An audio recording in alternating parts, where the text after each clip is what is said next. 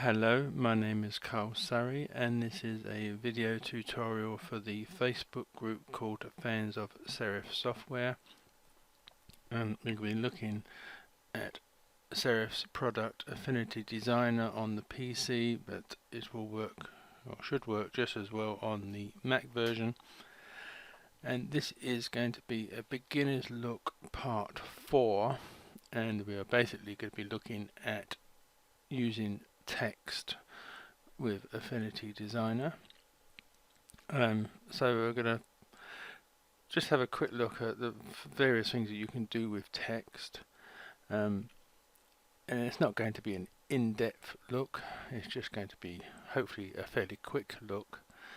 So what I'm going to work on the premise that I'm sort of designing a flyer or poster for some new company or what have you, and so we're going to need to add some text. I've just added a quick little logo down the bottom here, but down the left hand side of Affinity Design you've got various tools, and one of them is this white square with a T in it, and as you can see with the cursor over it, it comes up Frame Text Tool, and there's a little arrow in the corner here. If you just click here, it will give you the other option, which is the artistic text tool.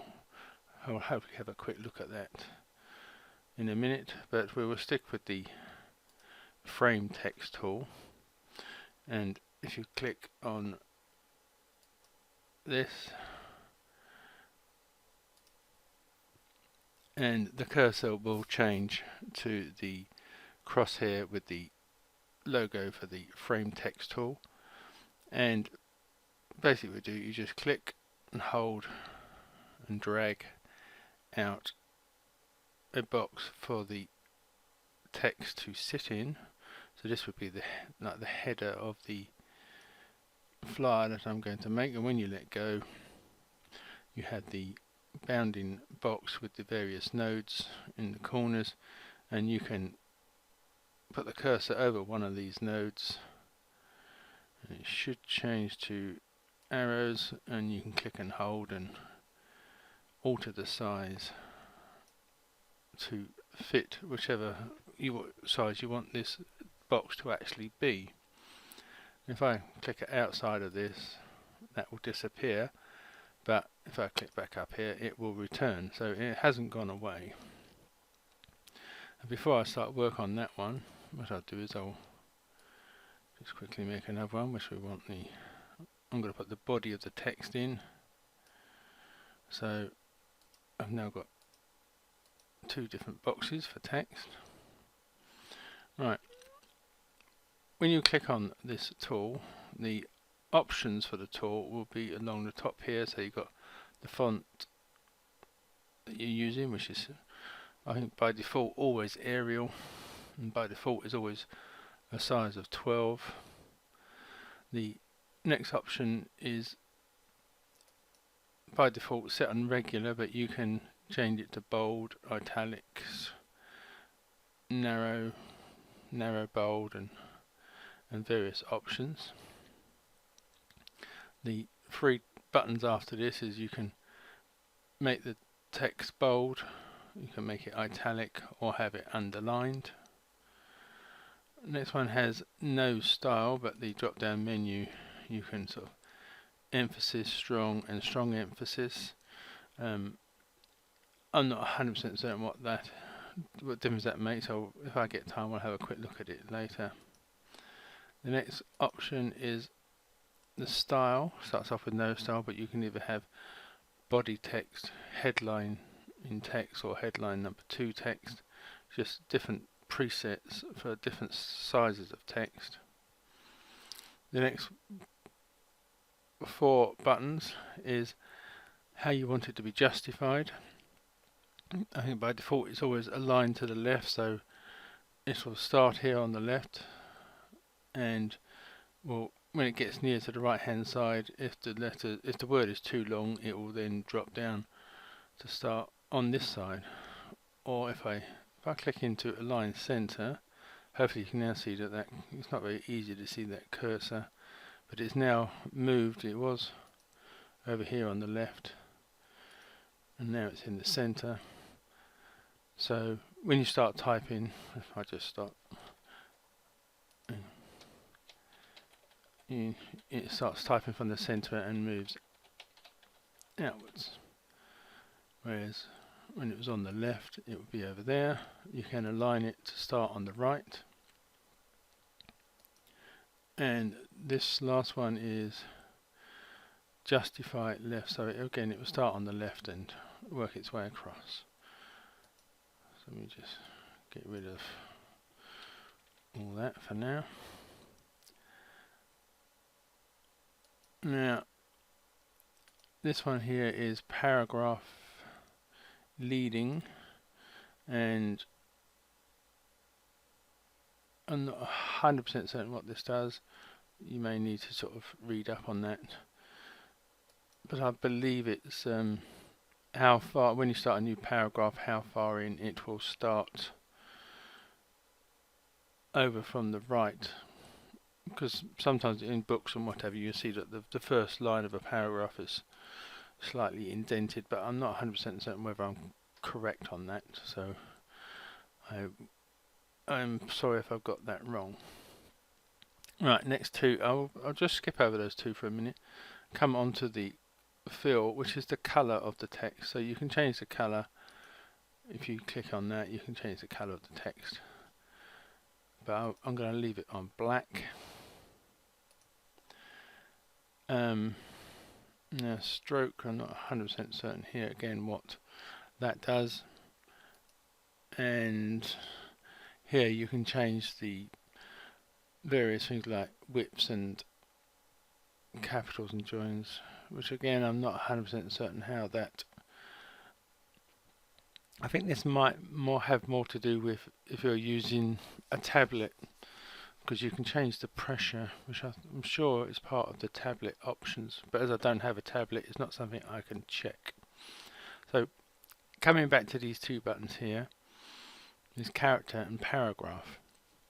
Now when you click on these, it will open up two studio options of character and paragraph. Now by default I think they open up over here in one or two. I think it might be this top one it opens up in, but because I've used them before and undocked them, and I've docked them over here, when I click on them they should reappear over here because it remembers where they were last docked.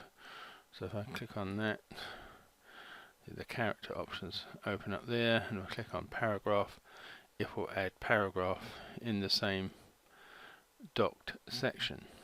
So like I said, if you haven't used them before and not moved them, I believe they should open up over here. Let me just bring this back to the center a bit, or just nearer to these studio options. Now pretty much a lot of these is very similar to most word processors, be it Word or Notepad or what have you, and desktop publishing programs like Page Plus and other programs that use text. A lot of these will be very similar, and if you use one program you should be okay using a lot of these options.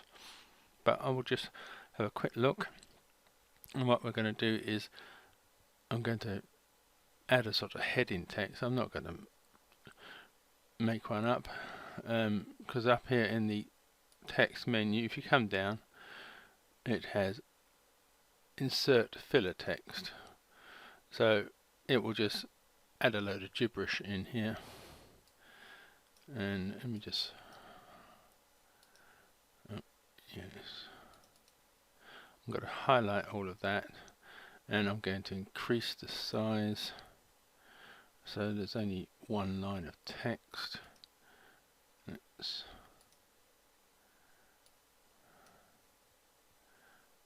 Here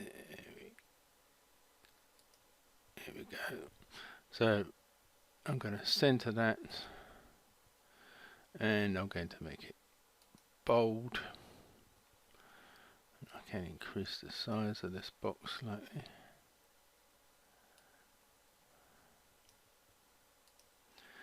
So there we have the heading for our company name, and then I'm going to come down to the box we made here, and I'm going to again come to text, insert filler text, and as you can see we got our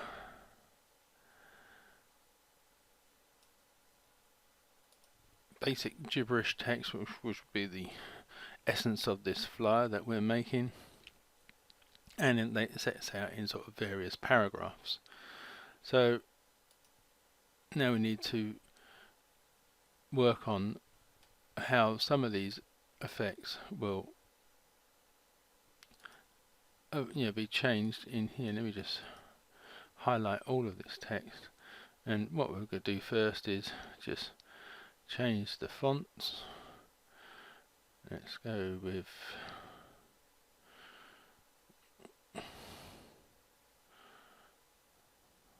let's change it to Beatnik SF.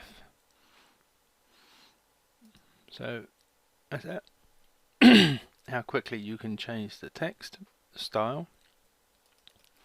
Again, you can change the size. Let's go for change it to 14.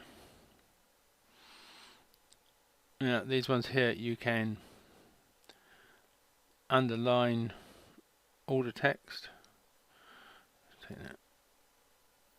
So you hope you can see that that's all underlined, or you can double underline it, or have no underlining whatsoever.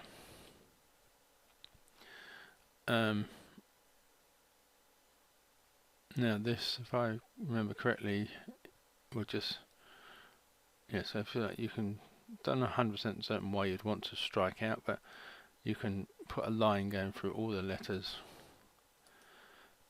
or double strike it. Again, I'm not 100% certain when you would use that, but that you can do that. Right, the next part of the character options, we have these 7 various options. If I put the cursor over the top of them, it will show you what they.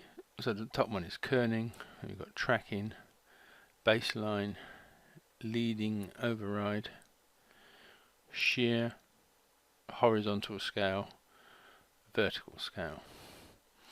Now for these 3 here, I'm going to work on the heading box, because the shear is how far the text leans over. It sets on 0, so the text is going up straight. So if I use the up and down arrow here, I can make it lean over to the right, or if I come to a minus number, it will lean over to the left. Now the horizontal scale is set on 100, but if I press the up arrow,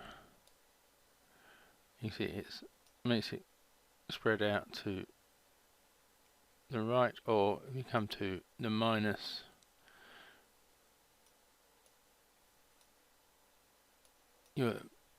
now because I've reduced it in size, we're getting more text come in because it's becoming smaller.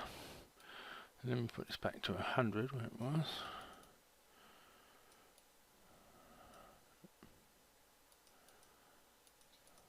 Right, and this last one is vertical scale.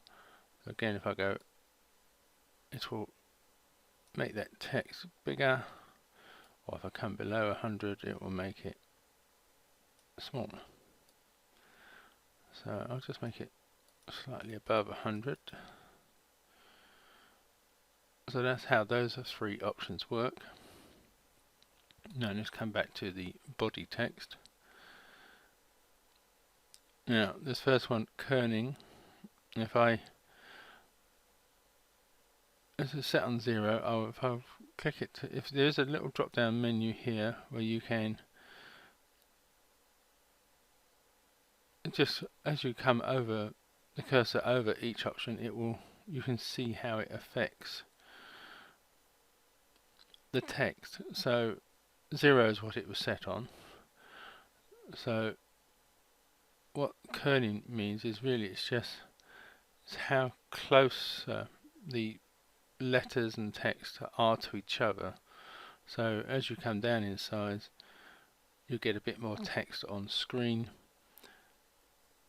with the amount of space that's available.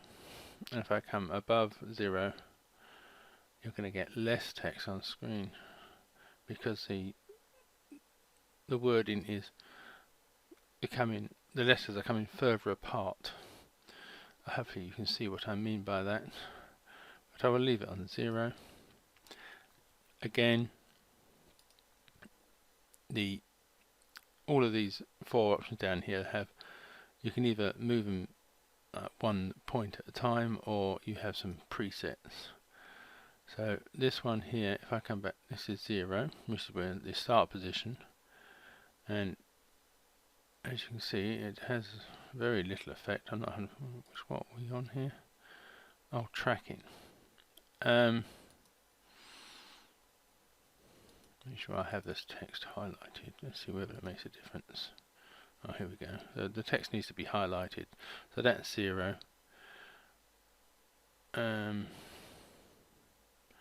Seems to have a similar effect to what kerning did. I'm not 100% what the difference is between tracking and kerning.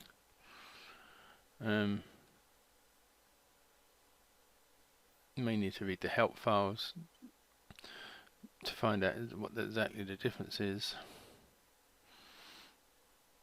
I'm having a quick look at the logo for kerning. There's only the A is underlined here, which I'm guessing is the space between letters, whereas the logo under tracking it's underlined the V and the A, so it obviously affects the whole line rather than just the spaces. I'm guessing the difference is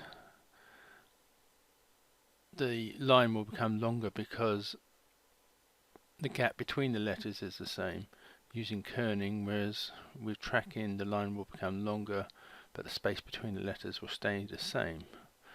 If that makes sense. Hopefully that does make sense. Right, moving on to the next one, which is baseline. Now the baseline, hopefully I can explain this, I think is where the letters begin, say at 0 for example, and 0 is the bottom of the line, the text as you see them. It's like if you draw an invisible line under this line here, that would be the baseline. So you can bring the text down or up.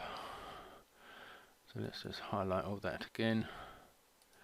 There we go, that's 0, and you can just drop the text down various amounts or raise it above the baseline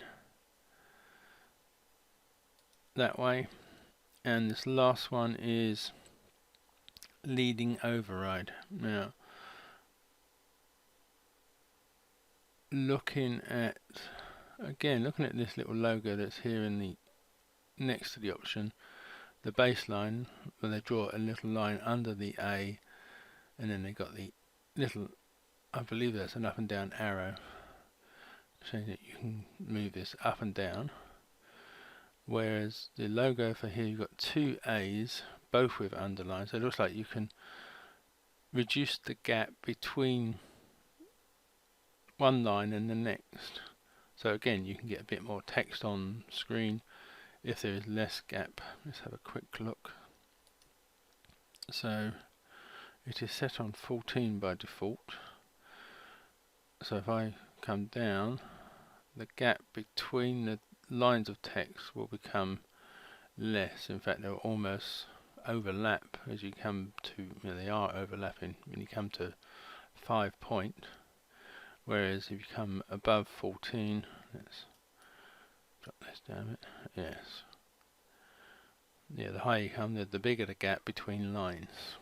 So let's come back to 14, which is a default. So basically that's how those 7 options will alter your text. Right, typography options. Some of these are blanked out, so you can't use them. And I must admit, I'm not 100% certain what all of these means, but the ones that I can use, ordinals, I have no idea what that is, I'm afraid. I'm sorry, you'd have to look that one up. Next one is there's Subscript and Superscript. Now, Superscript should, if I remember correctly, make the text smaller, but it will sort of hang from below the baseline, whereas Subscript will make it smaller and make it above the baseline. If I click on that, you can see it's much smaller, and again it's smaller, but I think this would be above the baseline and that would be below the baseline. Again, like I said, I don't really understand what ordinals do.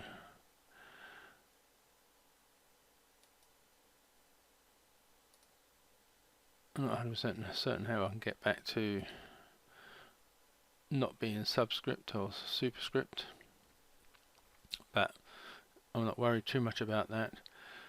This next option will make all of let me zoom in.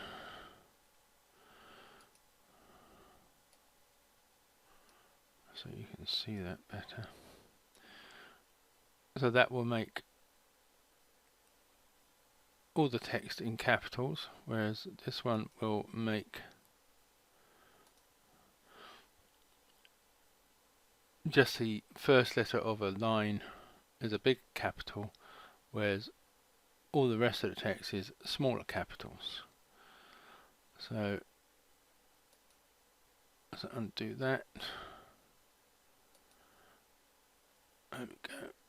Undo that. So hopefully it's now gone back to being normal text. So let me zoom out again.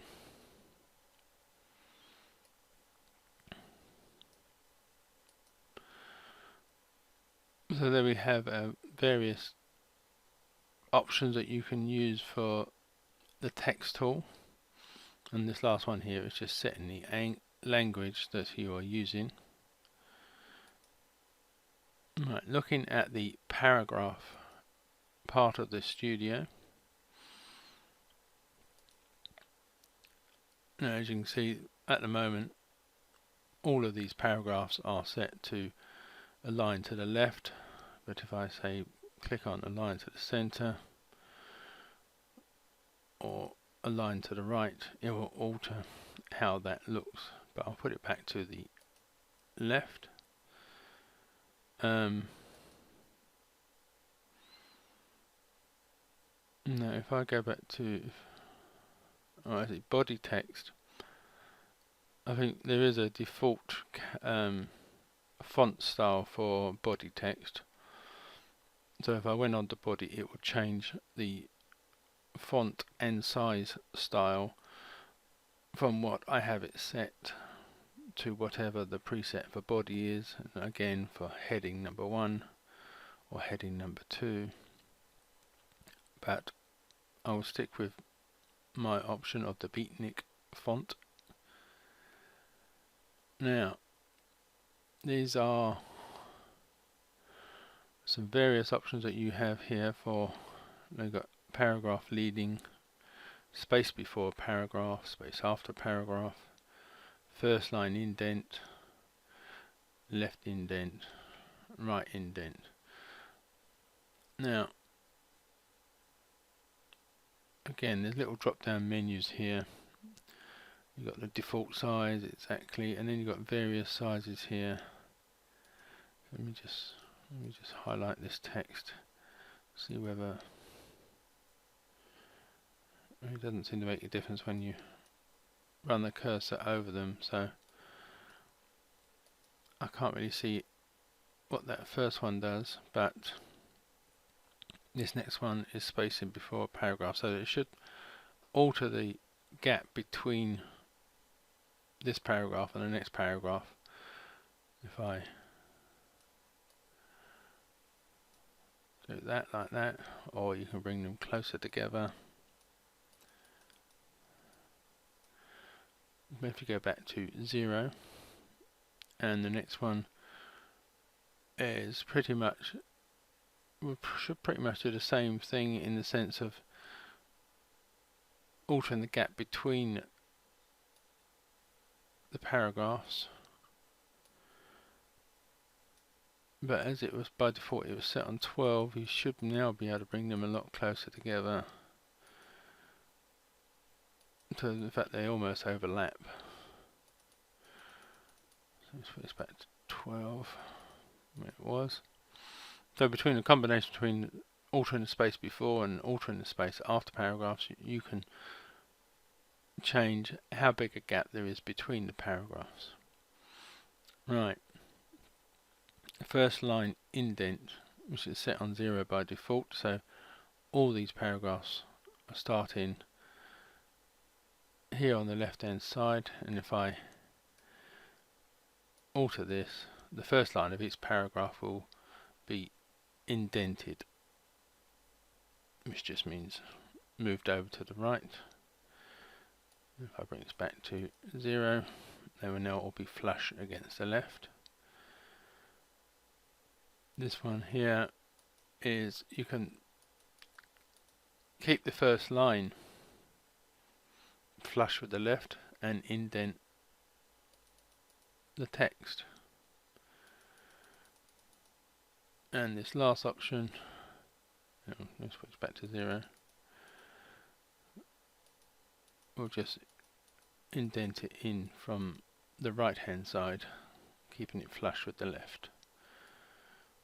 Put this back to 0. I must admit I really do not understand what tab stops do. I've tried a few things and not a lot happened, so I really can't help you with what that does. Now justification. Now justification is basically how the text works within a box. So it's, for example, at the moment it's set on being flush with the left, and when it gets to the right hand side of wherever you've set it, if the word fits it will go right up to the right, but if the next word doesn't fit it will drop down and start a new line. So that is the justification, which is from left to right. Now you can alter a lot of these, and a lot of these are way beyond my understanding, so again I really can't help you too much with that part of how text works, but as this is really only a beginner's look and I am essentially a beginner myself, I can't help you too much in that department, I am afraid. So before I remove these boxes, unfortunately you can't remove these panels just by clicking on the boxes that open them.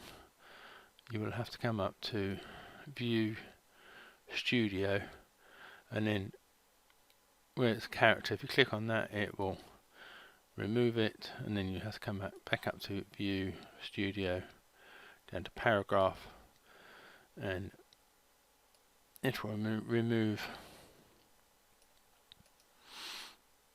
those two boxes out of the way, so because I don't need them now.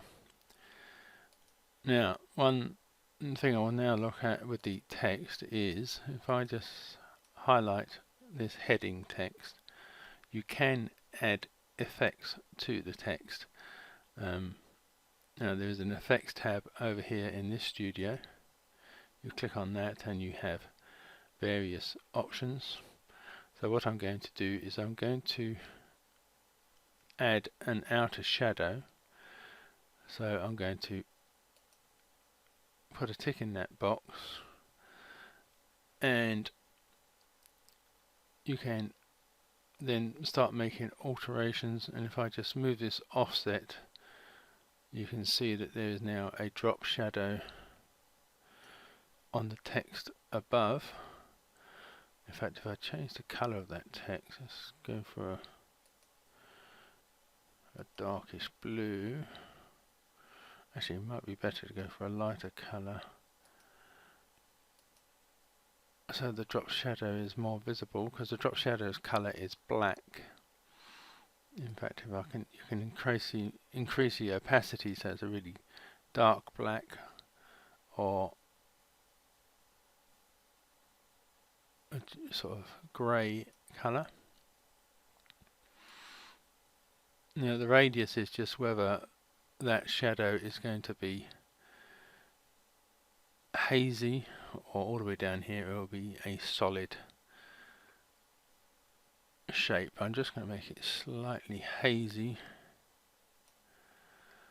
and then this bottom one you can alter whereabouts this drop shadow will be, but I quite like it there. So you can just close that menus, and I'm going to add a 3D effect. If I just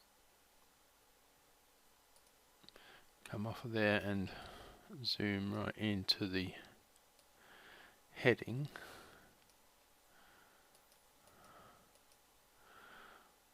so where was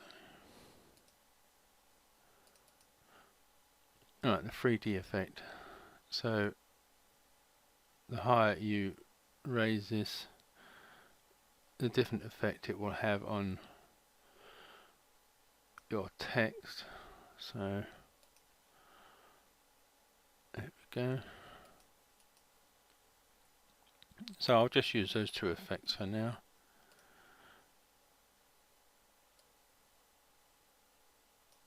So then we have a flyer with a company name or whatever up the top, text altered to however you want it.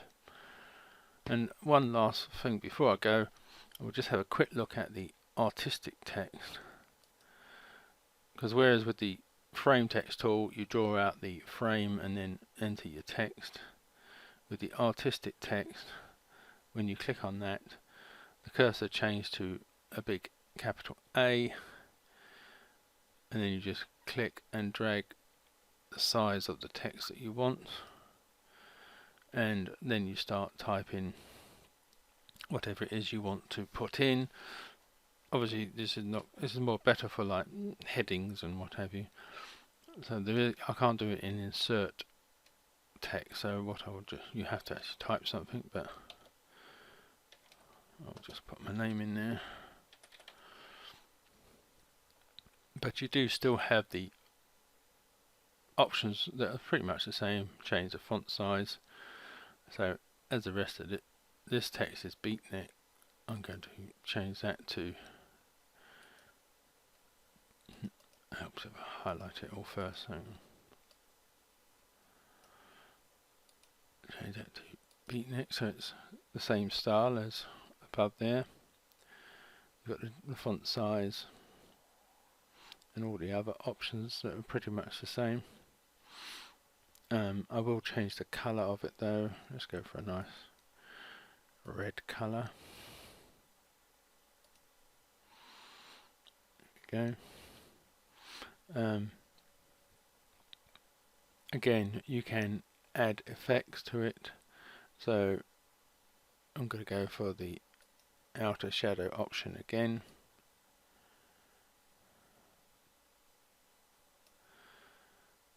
That's it, I will leave it like that. So there I have a quick look at how text works in Designer. So you can use the text frame or the artistic text and make yourself a flyer or letter heading or whatever you want, just using those options. Thank you very much for watching, and goodbye.